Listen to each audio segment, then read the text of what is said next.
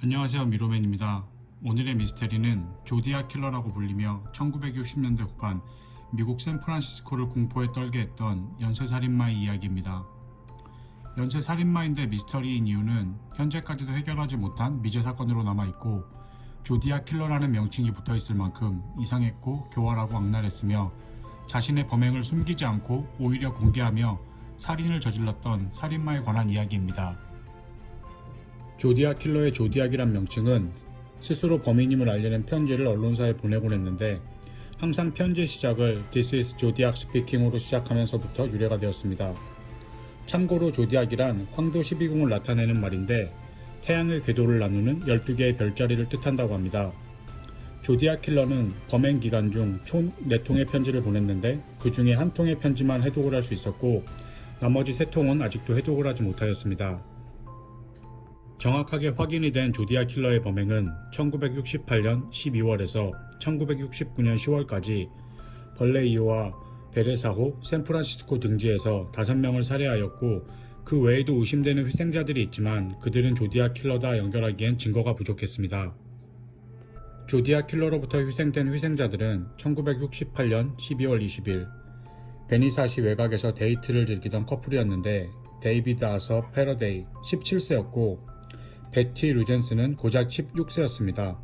둘 다 안타깝게도 어린 나이에 총에 맞아 살해당했는데, 경찰의 수사에도 불구하고 특정할 단서를 찾지 못하였습니다. 약 반년이 지난 후 스스로 경찰서에 전화를 걸어 자신의 범죄를 스스로 신고하며 경찰을 조롱하였습니다. 그리고 1969년 7월 4일엔 벨레이오 외곽 블루락 스프링스 골프장 주차장에서 마이클 루노 19세, 엘리자베스 페린 22세를 향해 총을 쐈고, 즉시 병원으로 이송했으나 엘리자베스 페린은 사망하였고, 마이클 루노는 기적적으로 살아남았습니다.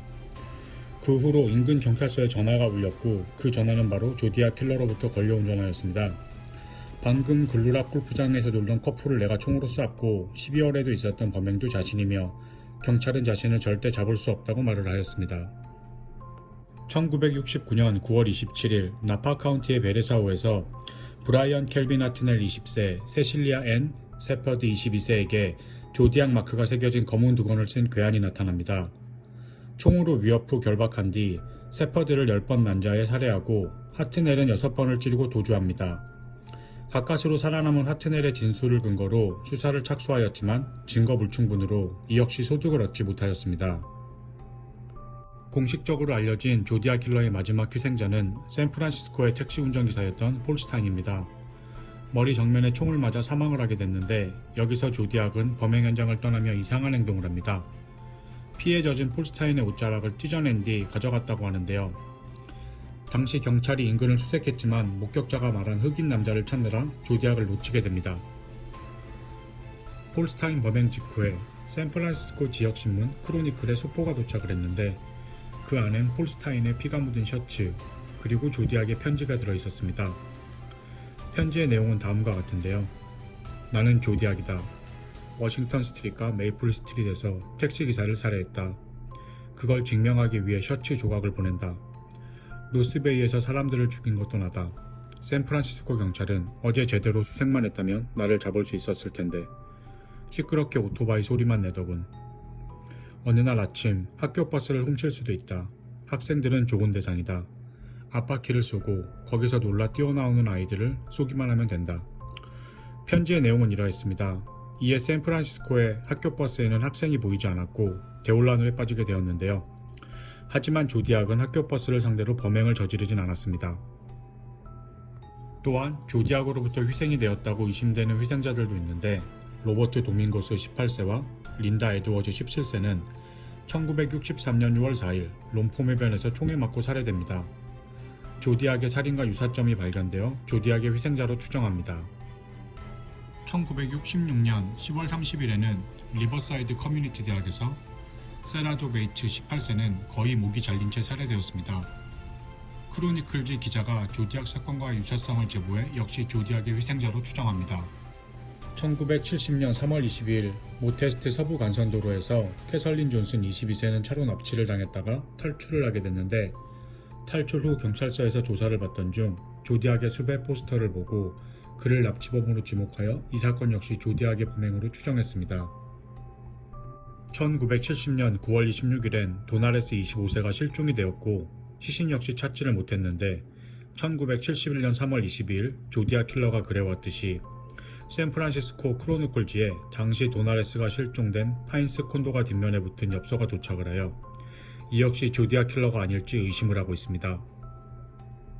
과거의 수사기법이 지금처럼 뛰어나지 않았다고 해도 워낙 큰 사건이고 도시 전체를 공포에 빠뜨렸기 때문에 경찰 역시 살아남은 피해자와 목격자를 중심으로 조디악의 몽타주를 만들어 용의자들을 추려냈지만 이 역시 조디악을 잡기에 충분하지 않았습니다. 당시 경찰이 추정했던 용의자들은 잭 테런스란 인물은 자신의 일부다들이 제보로 용의선상에 올랐는데 자신의 일부가 조디악 킬러인 것을 증명하기 위해 8년간 증거를 수집하여 CBS 채널 13에 제보하였지만 증거가 불충분했고 경찰은 아서리 앨런을 강력한 용의자로 지목하여 기소를 하려 했는데 기소 직전 아서리 앨런은 심장마비로 쓰러지게 됩니다. 2002년에 조디악의 편지에서 검출된 일부의 DNA와 대조했지만 불일치 판명을 받았으나 경찰은 그럼에도 앨런을 용의자로 간주합니다. 용의자로 지목했던 이유는 앨런의 집에서 여러 사람의 유전자가 담긴 피 묻은 칼이 발견되었고 둘째는 앨런이 자백을 했다는 지인의 증언과 범행에 쓰였던 총기와 고무줄을 찾았고 조디악에게서 살아남은 생존자 증언 중 조디악이 리처드 코넬의 시계를 찾다고 했는데 앨런의 집에서도 리처드 코넬의 시계를 발견했습니다. 하지만 아서리 앨런은 1992년 8월 26일 사망했고 결정적 증거가 없었고 조디악과 필체가 일치하지 않았습니다. 또 다른 용의자로는 앨번 베스트 주니어가 있었는데 아들인 게리 스튜어트가 자신의 아버지가 조디악 킬러라고 주장을 하였고 그것을 소재로 한 책을 출간하기도 하였습니다. 당시 게리 스튜어트는 세 가지를 근거로 제시하였는데요. 조디악의 몽타주가 앨번 베스트 주니어와 많이 닮았고 앨번 베스트가 아내에게 보냈던 과거의 편지가 조디악의 필체와 유사하며 셋째는 조디악이 보낸 편지 아랫부분에 자신의 이름을 비밀 문자로 적은 것을 아들인 게리 스튜어트가 해석을 하였는데 그 이름이 바로 앨번 베스트라는 주장이었습니다. 하지만 이 역시 그의 주장일 뿐 살인의 증거는 아니었습니다.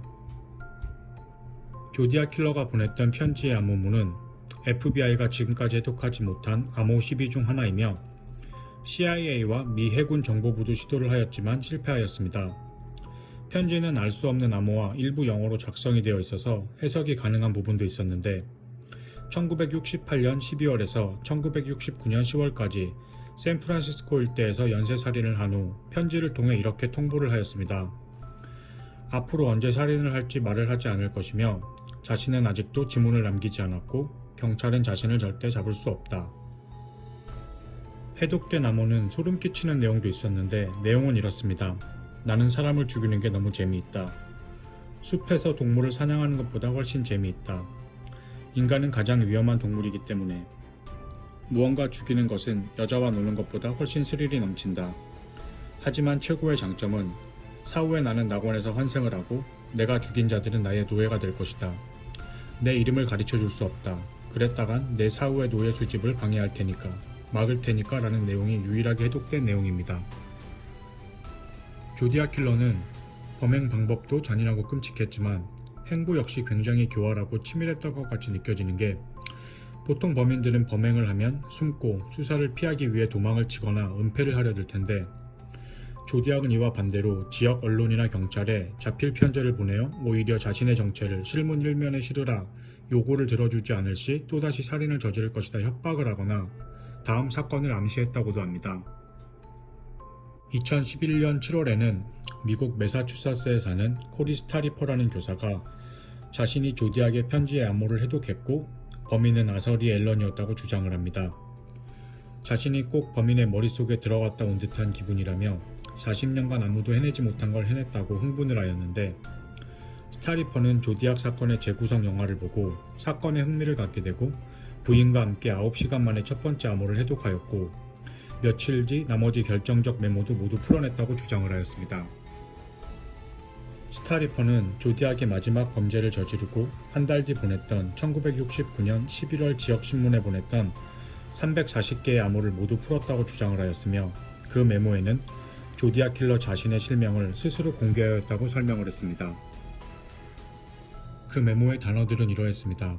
살인, 스스로, 의사, 도움, 나, 너무 많은, 사람들, 살해, 멈춤, 불가능 등의 단어가 배치되어 있었는데 이 메모의 마무리는 네, 이름, 리 앨런이라고 적혀 있었다고 해독을 하였습니다. 스타리퍼가 사용한 방식은 시저 아머라는 방식이었는데 1992년 58세의 나이로 이미 용의자인 아서리 앨런이 사망하였고 해독법 역시 아서리 앨런을 미리 범인으로 정하고 부른 자기적인 방식이었다라는 게 당시의 정설이었으며 그의 방식을 인정하지 않은 듯 보였습니다. 그래서 제가 해독 원문을 봤는데요.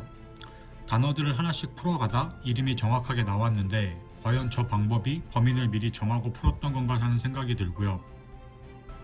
만약 다른 용의자의 이름을 미리 지정하고 푼다면 그 이름이 나와야 하는 건 아닌가 하는 생각이 드는데 제 생각엔 아마 당시 경찰도 여러 친구와 저런 방식으로 암호를 해독을 했기 때문에 아서리 앨런을 가장 유력한 용의자로 기소하려 했던 게 아닌가 하는 생각이 들었습니다.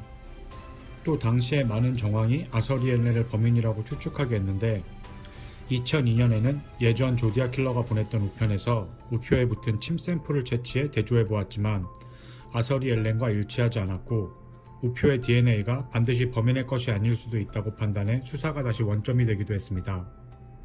앨런의 지인들은 앨런은 양손잡이라고 경찰에 주장을 하기도 했는데 평소에는 왼손을 사용하다 편지를 쓸 땐 오른손을 사용해서 필체가 다를 수도 있다고 증언을 했는데 당시 사건 담당 필적 검정사는 범인이 양손잡이라 해도 자신만의 고유한 필체의 특성은 바뀌지 않는다고 결론을 내렸습니다. 그 외에도 정말 아서리 앨런이 조디악 킬러가 아니었을까 하는 정황들은 여러 번 있었는데요. 조디악이 편지를 보내오던 샌프란시스코 크로니클지에 풍자 만화를 그렸던 로버트 그레이 스미스는 13년간 독자적인 조사 끝에 아서리 앨런이 조디악 킬러라는 결론을 내리고 조디악 킬러에 관한 책을 2권이나 내기도 했습니다. 그가 책을 쓰는 동안 밤마다 이상한 전화가 걸려오곤 했는데 앨런이 사망한 후 더 이상 전화가 걸려오지 않았다고 합니다. 훗날 로버트의 책은 영화로 만들어지기도 합니다. 조디악은 때때로 편지 하단에 조디악 로고와 샌프란시스코 경찰에게 점수를 매기는 경우도 있었는데 마지막 편지로 추정되는 1978년 4월 24일에는 자신의 담당 형사 토스키를 조롱하며 토스키도 훌륭하나 하지만 자신이 더 똑똑하고 지치지 않고 자기를 잡길 바라며 나에 대한 영화가 나오길 바라고 누가 자신의 역할을 맡게 될지 궁금하다. 모든 것은 자신의 통제하에 있다고 경찰을 농락하는 편지를 보내기도 하였습니다. 당시 조디악 사건을 담당했던 데이브 토스키 형사는 조디악 편지 중 일부는 자기 자신이 조디악 킬러인 것처럼 보냈다고 주장을 했는데 당시 너무나 중대하고 모두가 해결하길 갈망했던 사건이었기도 했고 그 일로 인해 토스키 형사는 증거 위조 혐의로 직위가 해제되고 강력반에서 물러나야 하는 일도 있었습니다. 그렇게 잊혀지는 줄 알았던 조디악은 1990년대 뉴욕 일대에서 연쇄살인이 일어나며 다시금 세상에 나타나게 됩니다. 조디악과 같이 암호문을 경찰에게 보내왔지만 조디악과는 필적이 달랐고 이 사건 역시 해결하지 못하는 중이었는데 뜻하지 않게 과속 단속을 하며 경찰이 발부한 티켓에 사인을 하게 되며 필적이 뉴욕 연쇄살인범과 같아 해결이 됩니다. 에르베르트 세다라는 자였고 모방범죄였습니다. 1994년에 잡혀서 후엔 무기징역을 확정받았습니다. 미국 내에서 이 조디악 사건은 너무나 유명했고 캘리포니아 전역을 공포로 몰았던 이 조디악 킬러 사건을 여러 번 영화로 제작이 되었는데 심지어 영화 조디악 개봉 당시 영화관에서 사건 자료를 전시해 주기도 하였다고 합니다. 이 영화는 한국에서도 개봉을 하였는데 당시 홍보 문구가 미국판 살인의 추억이었다고 합니다. 2004년 4월 사건 활동 없음으로 사실상 미제 사건으로 수사를 종결하였었는데 2007년 3월 수사를 다시 재개하고 2018년 5월부터 DNA 대조 중이라고 합니다. 당시 용의자가 약 2,500명 정도였다고 합니다. 이미 오래전 사건이고 용의자의 대부분이 이미 사망한 사건이라 어쩌면 영원히 미스테리한 미제 사건으로 남아버릴지 모르지만 최근 AI 인공지능이 발달하며 조디악 사건에 새로운 기술을 도입했다고 하는데 인공지능 언어학을 전문 연구하는 남캘리포니아 케빈 나이트 교수가 칼멜이라는 인공지능 프로그램에 조디악의 편지와 암호, 심벌 마크를 분석하고 학습시킨 뒤 인공지능으로 조디악 사건의 진범을 찾을 단서를 조사하였는데요. 그 칼멜이 조디악 사건의 사고와 패턴을 분석 후 지은 시를 읽어드리며 오늘 영상을 마무리하겠습니다. 시의 내용은 이렇습니다.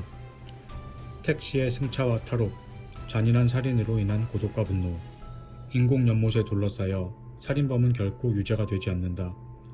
사건에 둘러싸여 도둑의 소행, 주인에 의해 혼란스럽고 상처받고 독에 침범당하고 불쌍한 계획은 혼란과 장님을 낳고 무서운 비방, 중상은 혼란과 맹목을 낳는다. 우리나라에서는 영원히 미제 사건으로 남을 뻔했던 화상연쇄살인 사건이 최근에 와서 해결이 된 것처럼 이미 범인이 사망해버렸다 하더라도 하루빨리 이 조디악 사건도 해결이 되어 피해자들의 억울함을 조금이나마 풀어줄 수 있게 되는 날이 왔으면 좋겠습니다. 제가 오늘 준비한 영상은 여기까지입니다. 오늘도 영상을 시청해주셔서 감사합니다. 다음에 다시 재미있는 이야기로 영상을 준비하도록 하겠습니다. 감사합니다.